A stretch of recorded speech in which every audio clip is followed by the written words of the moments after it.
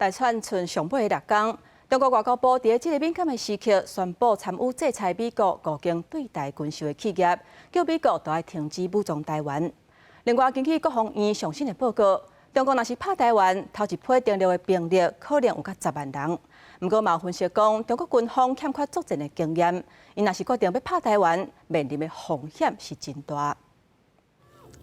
拄着咱国大选剩较无1礼拜的敏感时阵，中国外交部宣布制裁参与对台军售的美国5间军工企业，叫美方停止武装台湾。 美国向中国台湾地区出售武器，罗织各种借口对中国企业和个人实施非法单边制裁，严重损害中国主权和安全利益，严重破坏台海和平稳定。中方决定对5家美国军工企业实施制裁。 中国持续武力恐吓台海，国防部初7公布，查到8架强机、6架强舰，也甲一架中共空飘气球绕台。这是2024年元旦以来连续6天有13粒空飘气球侵扰。国防院一年一届的强军建军发展评估报告中提起，若是中共武力犯台，头一波海空登陆兵力可能达到10万人，包括3万的空降兵军、陆军两车合成力3万人，也甲4万的海军陆战队等。不过报告嘛分析。 强军无两车作战的经验，而且爱伫台海反南防空无对称战略部署监控下，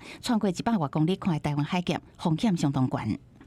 诺曼底登陆只有几十公里，那台湾海峡就相对宽了很多。横渡台海的时候，那时候它的兵力是没有抵抗能力啊。只要我们有适当的一个